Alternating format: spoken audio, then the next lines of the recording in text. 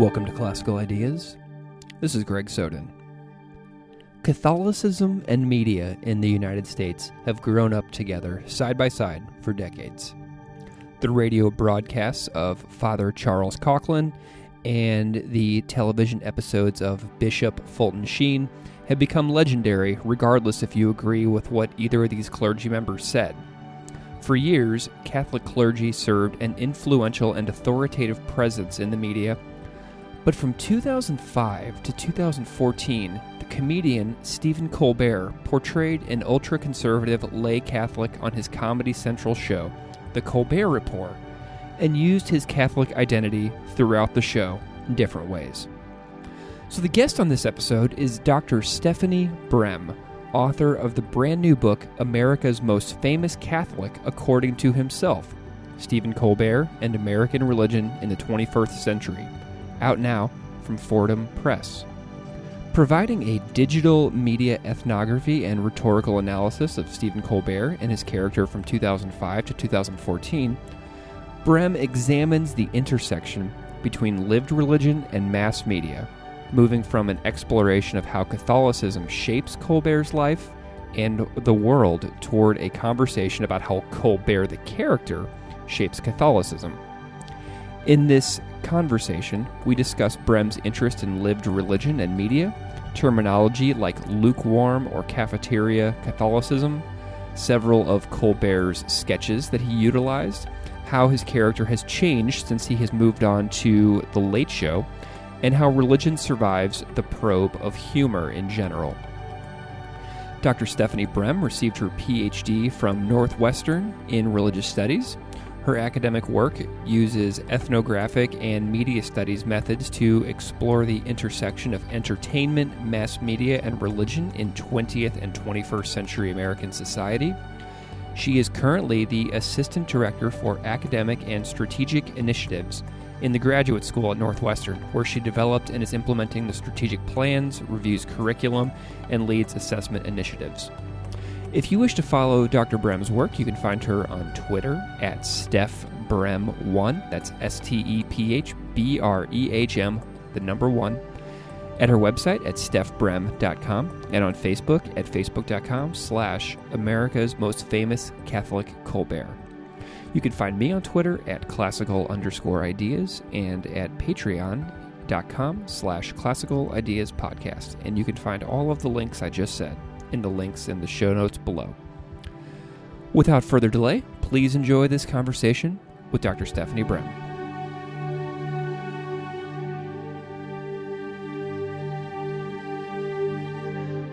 Dr. Stephanie Brehm, welcome to Classical Ideas.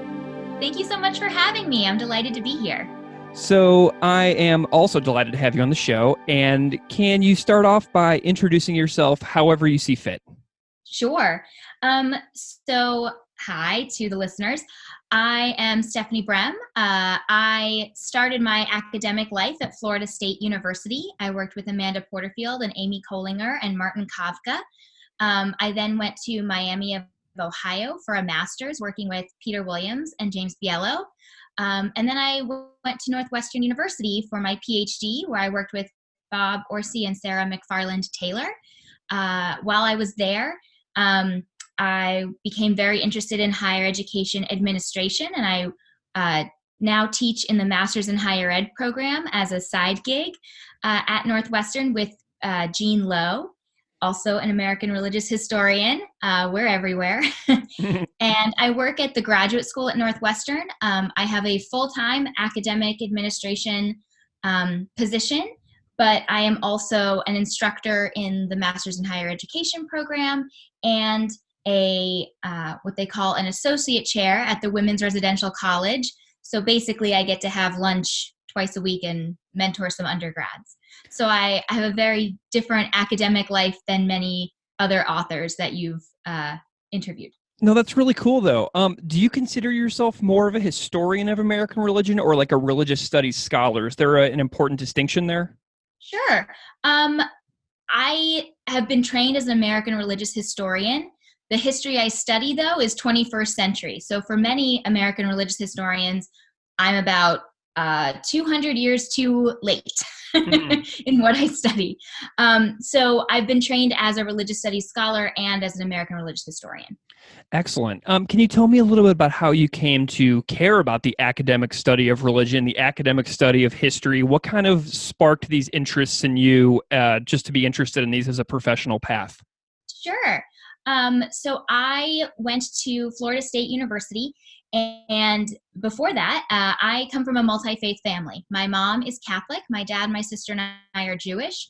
And it's always been a very big part of our lives to be actively involved in multiple religious communities. So my dad was president of the synagogue while my sister and I were getting bat mitzvahed, while my mother was teaching CCD on Sundays. So we do a lot of things. We would have the rabbi over for Christmas with his family and priests over for Passover. So we are very much in interreligious dialogue on a constant daily basis as a family. And when I came to Florida State, I was in the Honors College and was able to take as one of my first courses Religions of Southeast Asia with Professor Kathleen Arndl, who unfortunately passed away a few years ago. But she, for the last class, she invited us all over to her house to eat Indian food and watch Bollywood movies. And I was like, oh my gosh, you can like do this for a living? So it kind of sparked an interest. I didn't know you could have conversations about religion and potentially get paid to do it. Yeah, that's amazing. I think that's so cool. And so all of these paths that you've lived in, these lived experiences and this academic trajectory that you've been on has led to a release of a new book called America's Most Famous Catholic, according to himself, Stephen Colbert and American Religion in the 21st Century. So you have this book out about Colbert and American religion. So which came first? Like, because Colbert, well-known comedian, trained at Second City in Chicago, where you are. Which came first, an interest in comedy or an interest in religion? Yeah, so interest in religion, obviously, for him came first. But I was also able to, as an undergrad, I was able to have an experience doing an undergrad research project. So I saw the movie Saved. Amazing. Everyone should see it. It's great. Evangelical high schoolers, the antics that ensue. It's fantastic. Mandy Moore, peak Mandy Moore. Oh, So yeah. I remember this movie now. It's great. I saw this film and I went to Amy Collinger and Amanda Porterfield and said, how can I write about this? Right? I like funny things and I like religion. And they said, well, we have some stuff on religion and American culture, and it's about Mark Twain. So there hadn't really been a lot of research on American religious history and comedy since Mark Twain, or satire at least. And so that really sparked my interest, thinking about what are the connections between those ideas. And Colbert was really hot in 2009. Yeah. He was very big when I was writing my undergrad thesis. So I wrote about This Week in God and when he was on The Daily Show, and talked about Jewish and Catholic humor and the comparisons between them with Jon Stewart and Stephen Colbert.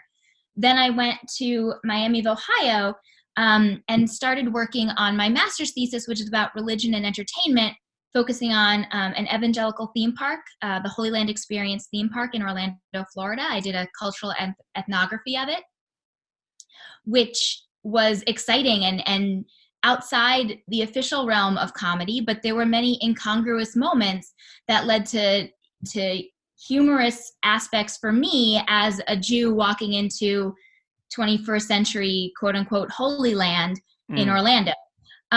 So there were a lot of moments that led to potential areas for snark or for misunderstandings or incongruities that arose that led me to think there is something to religion and humor. And as I was working on my dissertation, that became more and more something of interest to me. I did a paper on late night catechism, a show in Chicago where an actress dresses up like a nun and through improvisation schools the audience about 1950s and 60s pre-Vatican II catechism. And so being able to watch that improvised comedy and explore the performance of that really led me to think that there is more to talk about with religion and comedy. And then Colbert just has so much material. I didn't have to look beyond it for my own research. So this book was based on dissertation research, correct? Yes, Okay, it is. So when did that process begin? And when did you find Colbert specifically and decide upon him? Sure. Well, as most dissertation projects go, I thought I was going to write the monograph on Catholic comedy from the beginning of time till now. That's a lot for a dissertation. So as I was narrowing down chapters, I realized I was initially going to include late night catechism, the material culture that comes with Catholic comedy. So like the little nunzillas, little nuns that spit fire, or nunchucks, the little nun figures that are puppets that fight each other. Right. So I thought about all of those as specific places I could look at materiality and culture and do ethnographic research on. But the more I dug into Colbert, the more I realized there was more there to do than could even be done in one book. So I was able to successfully narrow the dissertation down while still giving myself area to run with and make it not the longest dissertation in the world, but not the shortest. Nice. So, I grew up Catholic, and I did all those like Monday night classes after school, church on Sunday, all that kind of stuff. And so like this book was really interesting to me because Colbert has long been a figure that I have found fascinating for his Catholicism.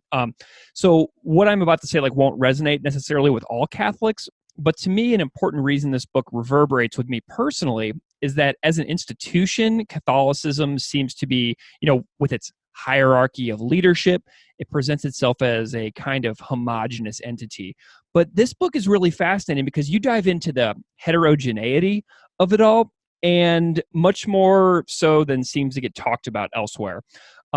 So, going to those Monday night religion classes and church on Sundays, I have like super few memories of people being totally serious in the pews on Sunday. Like I remember being in the pews and like looking to see what kind of shoes the other kids were wearing, and like watching people like flop around on the floor and crawl under the pews while the priest was up at the front, So this is a fascinating work to me because it rings true with the Catholicism that I grew up with, which is never fully reverent or irreverent. And the Catholicism of my youth seemed to be selectively valuing different traditions, which would make most people from my youth, from what I can tell, cafeteria Catholics, this term cafeteria Catholics. So this book was just chock full of vocab and terms that resonated with my direct lived experiences as a young Catholic in the late 80s, early 90s.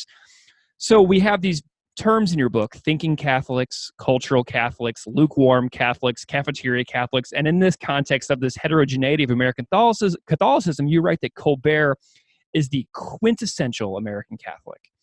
So what were some of your findings regarding the internal diversity of American Catholicism? Does my experience like resonate with what you were feeling when you were writing this book? Definitely. I wasn't specifically looking for internal diversity. Having been educated in the lived religion experience, I assumed diversity.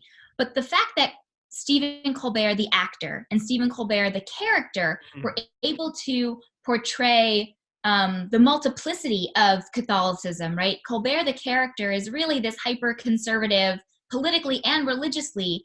And then we have the quote-unquote other Colbert, the real, and I'm using quotes here, real Colbert, is seen as very liberal and politically and religiously, almost to the point that until 2015, people didn't know that he was religious or that he was, again, quote unquote, practicing Catholicism. So that's the spectrum that I see it on, right? We have a spectrum in the United States, I think, as one of many spectrums of religiosity between hyper-conservative literalism and atheism. And those are obviously not the only oppositional ways to think about the world, but it is ways that often many intellectuals think about the world who aren't religious studies scholars. And so trying to explain it to people like relatives, like my parents, like my colleagues and friends who are outside religious studies, I put those spectrums together and said, Colbert, the actor, is on one end and Colbert, the character, is on the other. And what we see by having so many different types of one quote unquote individual means that there has to exist a multiplicity in the world. But also media and perceptions of Catholicism illustrate these certain tropes. And they are often middle-class, white, 1960s and 50s era tropes that are deferential to religious authority. Now, these are, of course,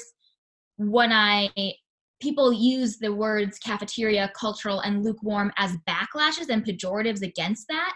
But of course, there are many other ways that people have been Catholic throughout history and time. It's 25% of America. So we can't assume that what we see in the media perception, although it resonates with many as to what they experienced, and when that media perception isn't what their experiences are anymore or ever, they're seen as unofficial. And so I was hoping that by Colbert fitting this liminal space, we were able to examine the other ways of being Catholic. We sort of expect Colbert to tear down all institutions as by being a hyperbolic, over-exaggerated conservative persona, right? That means that he's tearing down those hyper-conservative institutions. And we could argue that the Catholic Church is one such institution, especially, I think we could say, under Pope Benedict. But he didn't actually tear down religious institutions as much as we would think he did. He actually brought conservative Catholics to the conversation. And yes, he was satirizing parts of what they said, but also giving them space to say it, which is not necessarily how we consider satire to be in America. I find that to be super interesting because, we see very famous, outspoken people who identify as Catholic, like Rick Santorum or Bill O'Reilly, and these guys don't really reflect anything that I really remember about growing up in the Catholic Church. You know what I mean? So, definitely. I see somebody like Colbert being sort of like a figurehead of the internal diversity of American Catholicism. Like, he can be somebody who's recognizable as being portraying multiple different ends of this spectrum of American Catholicism. You know what I mean? Definitely. So that was what I was aiming to research through the book. Excellent. And you write, so you have a quote in the book that says, everyday lived religion in America happens on television, on the internet, and in mediated worlds. Can you give some examples of what you mean by that? How is religion not just occurring in sacred spaces, and also why does media matter? Sure. There are a lot of cultural theorists who can talk ad nauseum about media and how we are all mediated in this moment. I'm being mediated by my eyes, all of that kind of, we can go down the philosophical rabbit hole. Why media matters to me is that it surrounds us. There's not a person I've ever encountered that doesn't have an email, that doesn't use the internet, that hasn't watched television, except maybe some kids under 2 whose parents are very strict. So media matters because it surrounds us. And thinking about everyday lived religion, we often don't take into account how media plays a part in that. So my earlier research on the Holy Land Experience theme park and the Creation Museum in Kentucky and late night catechism often is considered the fluff, right? The entertainment. But if humans are attending these things and going and existing within it, it has to be part of the lived religious experience in some way. And so whether or not you watch Colbert, he's in the zeitgeist. And for those who do watch Colbert, he's influencing the way they think, the way they act, potentially the way they practice their worlds. And that's mediated through media. So it may not resonate with a lot of lived religion scholars who like on the ground research, but I really think that the ethnography now entails a digital component because everyone has a digital component to their existence. Yeah, and what's really interesting about that too is that with the explosion of media in recent years, religion comes to us whether we go to it or not. Like if I go on Facebook one morning after a day after Colbert does Yahweh or No Way on the Colbert Report, that is religion coming to me in some form. And that what you have to do then is you have to process what you're seeing, and then you have to like know about the history of societies going back thousands of years. And it's super complicated because it comes to us. So like there's no shortage of things that we can learn in order to help us process the way that religion comes to us via our media. You know what I mean? Definitely. And the historian in me saying it's only scope, scale, and speed that are different than in other times in the past, right? We could say the printing press brought religion to people in whole new ways as well, right? Digital media is doing it at a faster speed, at a different scope, and a different scale, right? So we're able to see a variety of religious experiences. And I would argue that the democratization of digital media means that we're seeing more different types. So official authorities feel the need to present their religious identities and components in similar ways to how others are doing it now. So it's not just, well, I go to this church to get the real true meaning, right? Capital T truth is difficult to come by right now, or if it ever existed. Another philosophical rabbit hole. But those are the kinds of things that mediated lived experiences help us grapple with. So this book is specifically about Colbert's segment of his career that is only the Colbert Report years, correct? For the most part. There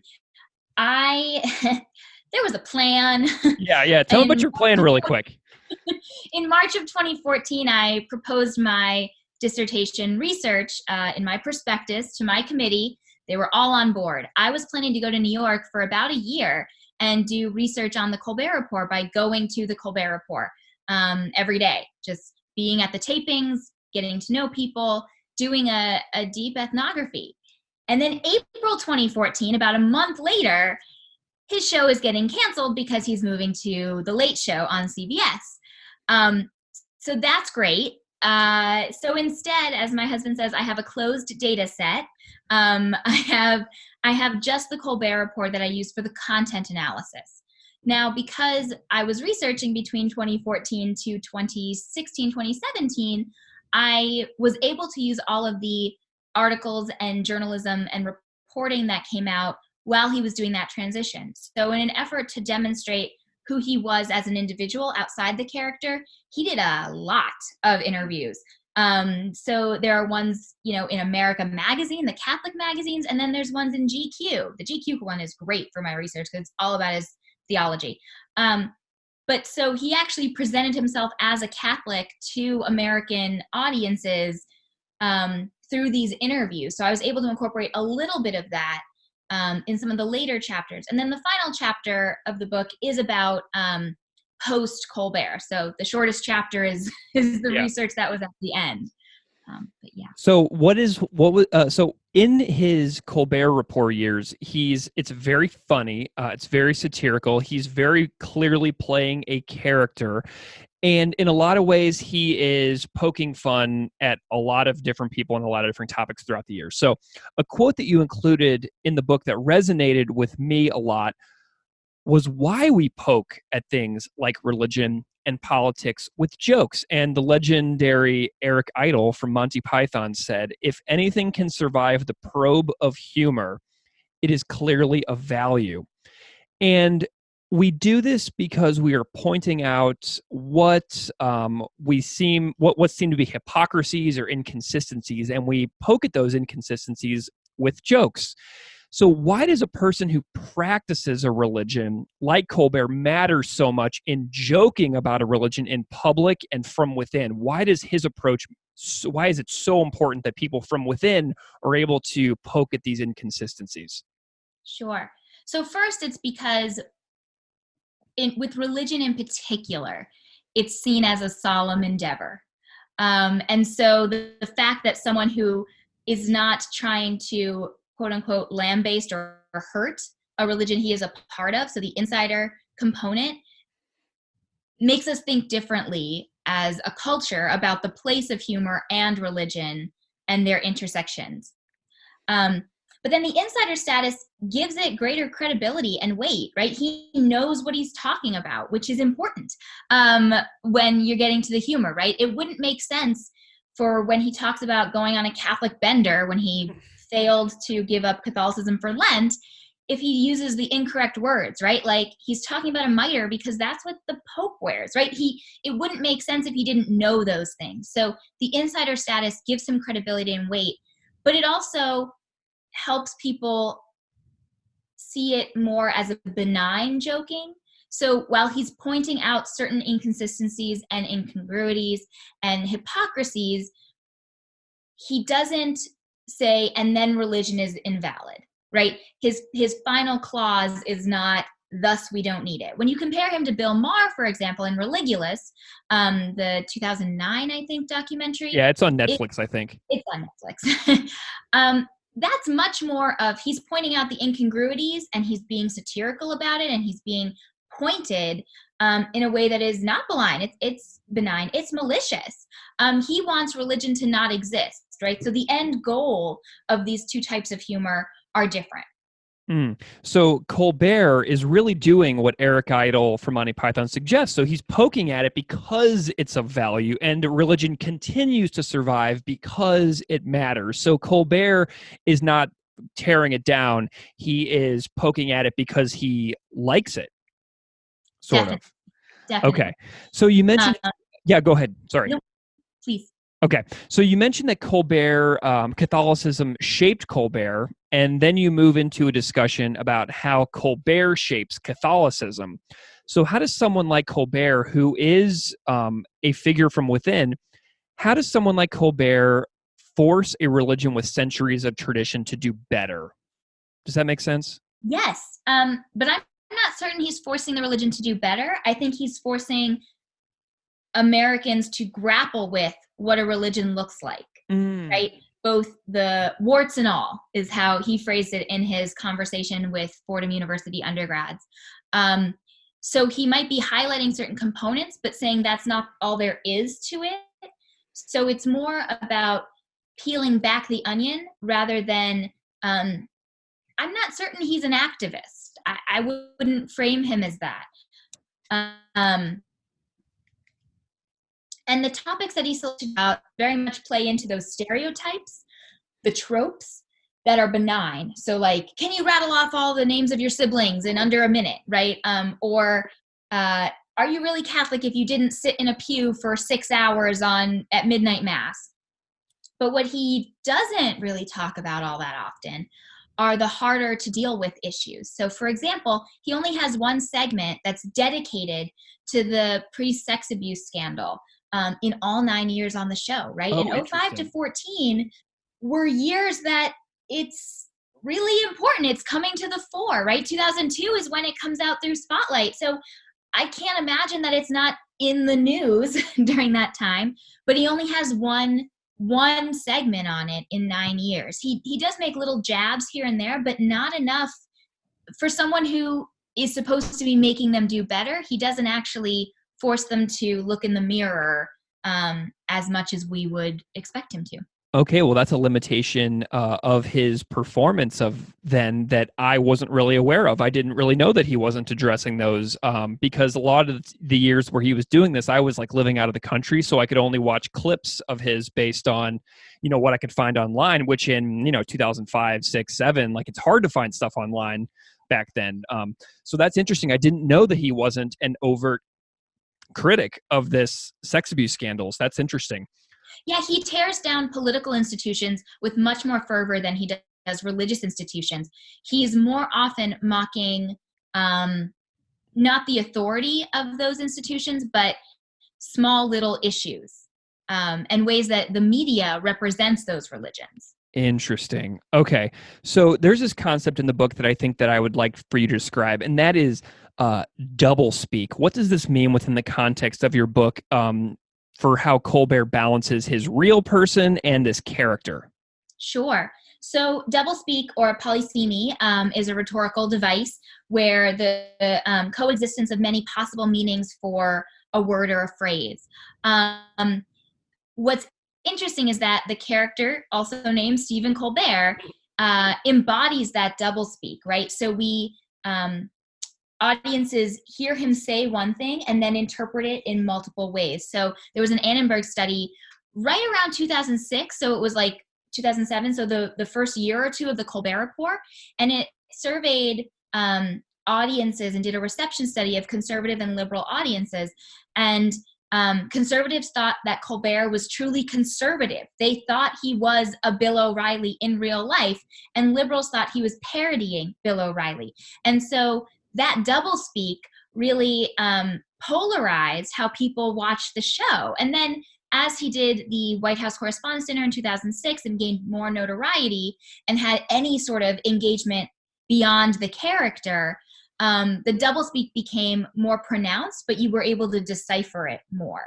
So unlike Borat, for example, who never went out of character, Stephen Colbert was a human and a character simultaneously. So the doublespeak really allowed him to say multiple things simultaneously. So what Colbert said on the show as character was not always a direct opposite of what he meant in real life.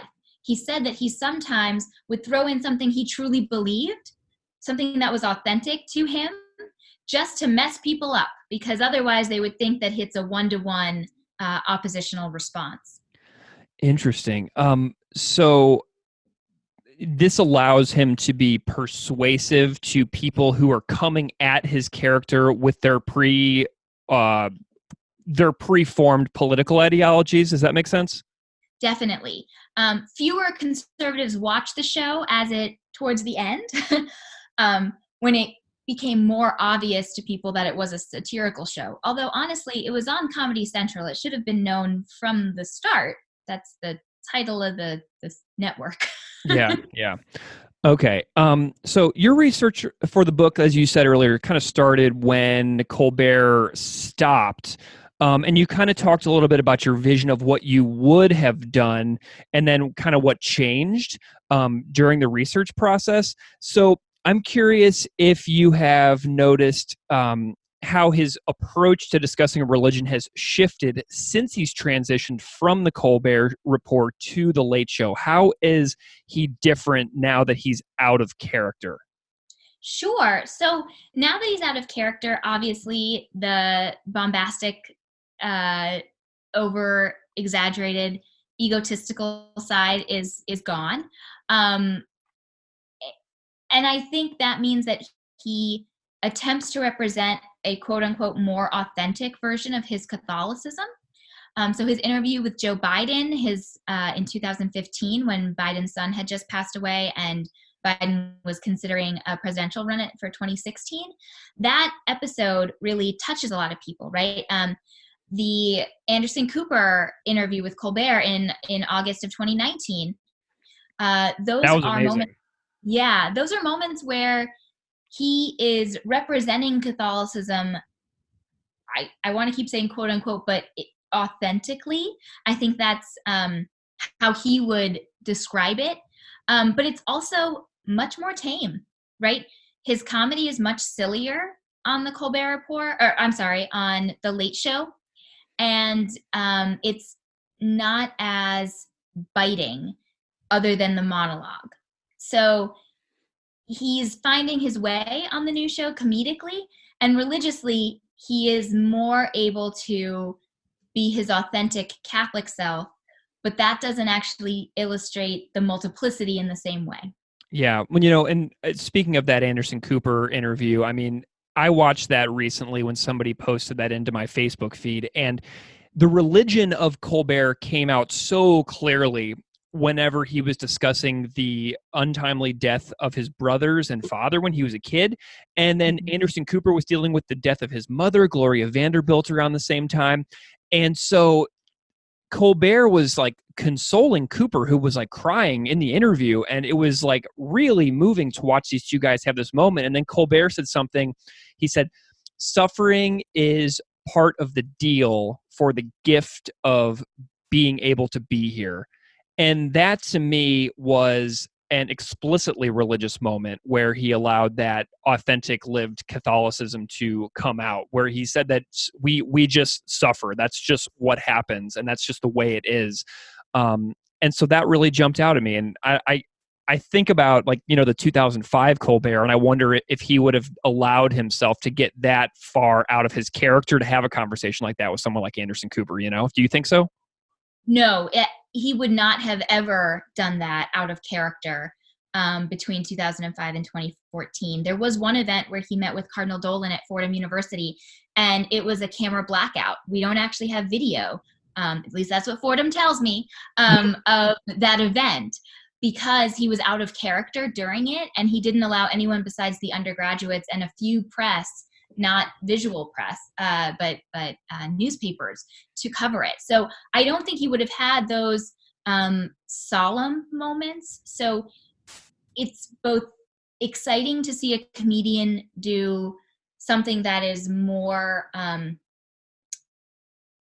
guess, humane, right? We expect comedians to always be on in a way we don't expect other actors to always be on, or other performers. So it's a shift out of the solely comedic component of his career, but it's also very representative of a type of Catholicism and a portion of Catholic identity that is relevant and that he sees as his theology. His personal theology is about blending joy and suffering. Excellent. There's one more thing I want to ask you about before I let you go today, and I would be, doing this book a disservice if I didn't bring it up, because you have so much interesting history in this book about the growing up of Catholicism and media in the United States, like, together at the same time. So this is something that is brand new to me. I was completely unaware of how Catholicism in the U.S. sort of grew up together. Can you do like a sort of brief comparison or a contrast to how Colbert uses lay Catholicism differently than other famous authoritative Catholic media personalities, of which there are several that you write about? Sure. Yes. So in the book, I talk about Father Charles Coughlin, the radio priest of the 1920s and 30s. And I talk about Bishop Fulton Sheen, the television priest. And so what makes Colbert different, obviously, is that he's not a priest. So when we see in media, and Anthony Burke Smith writes about this beautifully in his book, when we think about the media and the representation of Catholics, we see a lot more of clergy. And so the clergy that we see are priests and nuns, right?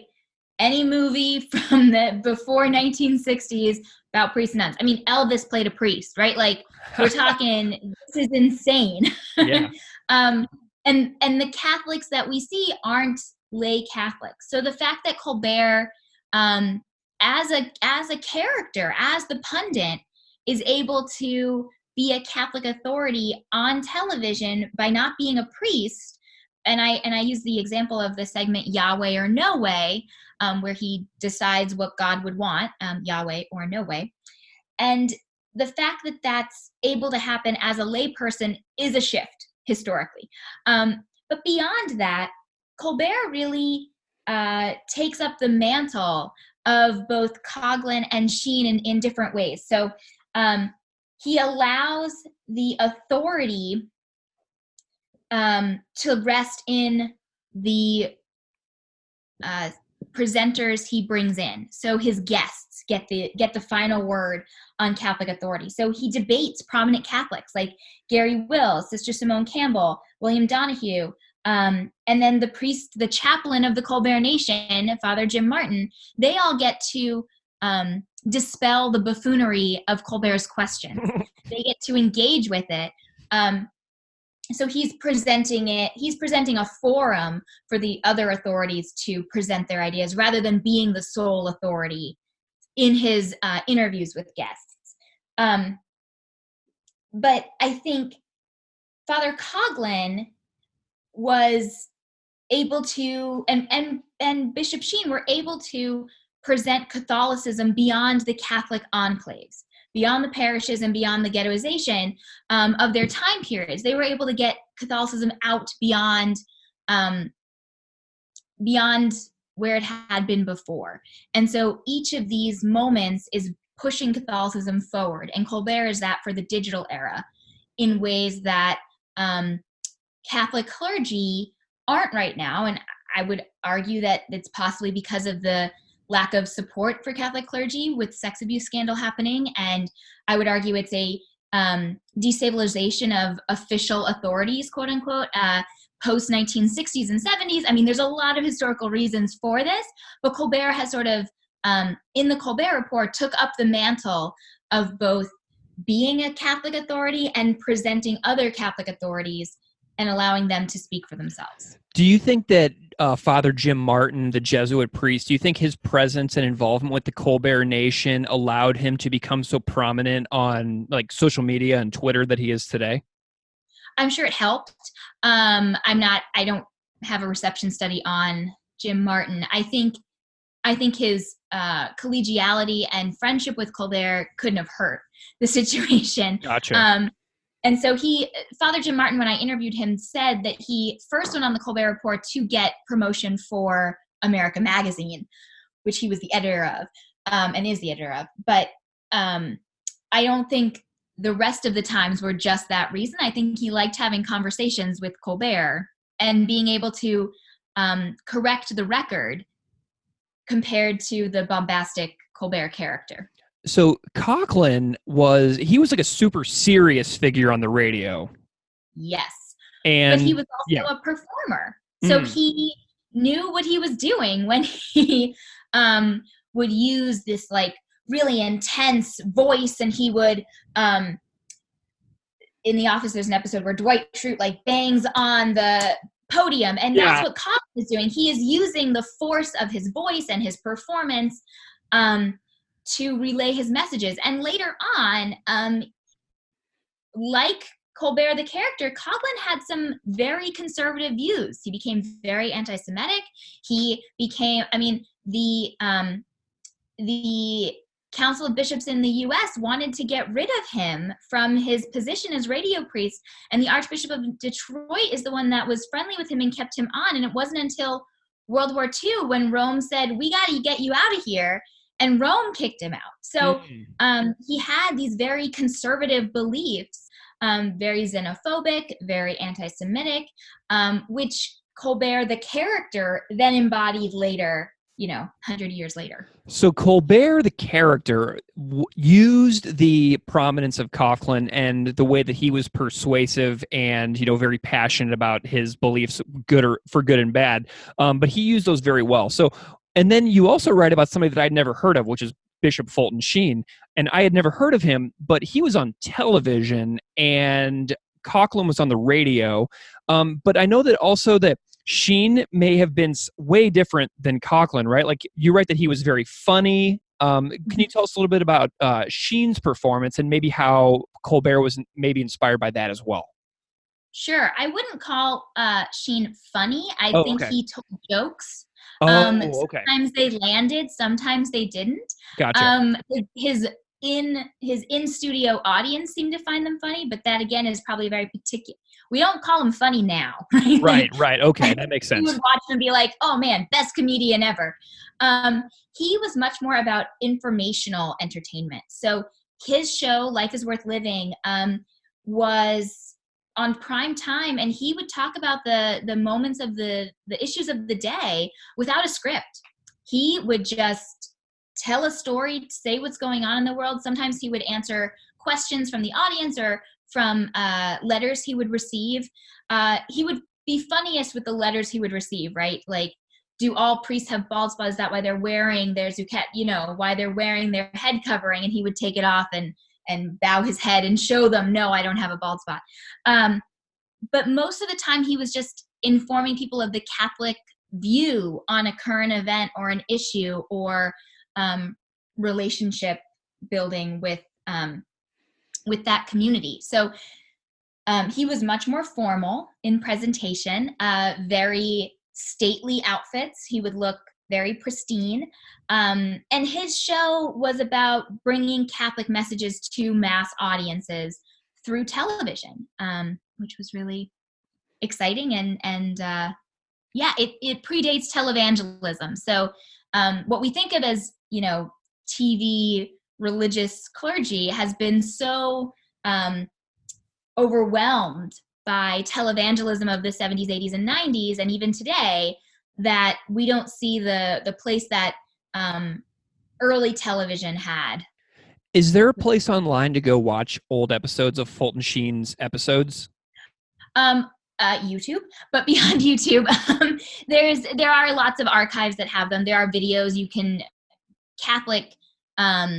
Catholic stores have DVDs of him. I got some online.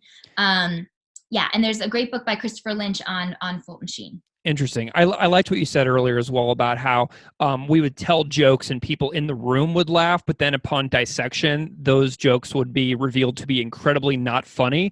And we need not look any farther than, political rallies today where somebody jokes about someone in a disparaging manner and everybody behind them is cackling and laughing like wild. But then watching it, I feel nothing funny in those situations. So I know exactly what you mean. And I think that's really important to distinguish for listeners. And I also think comedy is so of a moment and culturally specific. Part of, I use a Geertzian model when thinking about the winks upon winks of interpreting religion in the moment. And comedy is also as ephemeral in many ways. So it makes sense and is funny in the moment, but 10 years later, it may not be funny. Or 100 years later, it might still be funny. So it's very tempestuous in that way, deciding what qualifies as humorous and what doesn't, which also made the writing process incredibly difficult because you don't want to write the funny out of it. Right. Well, Dr. Steph Brehm, this new book, America's Most Famous Catholic, according to himself, Stephen Colbert and American Religion in the 21st Century, is out from Fordham Press. Where can people find you if they want to follow what you're doing, know more about your work, and just learn more about your stuff? Definitely. So on Twitter, I'm at Steph Brehm1. On Facebook, I'm at America's Most Famous Catholic Colbert. On Instagram, at Steph Brehm. I have stephbrehm.com. I mean, really, just Google. No, but I also have some events coming up. December 2nd, I will be at Seminary Co-op in Chicago in Hyde Park talking about my book. And then, check the website for more updates. I have a bunch of listeners in Chicago and a bunch of past guests in Chicago, so maybe we can do some social media sharing. And for everybody who's listening, all of the links that Steph just listed will be in the show notes in your podcast feed. So just go below in our notes and you can find everything that she just said and click on it directly to be linked to her work. So, Dr. Steph Brehm, this has been a really wonderful way to spend my Saturday morning, and I appreciate your time so much. Thank you so much for coming on Classical Ideas to talk about your new book. Thank you so much. This is a great podcast. I really enjoy it.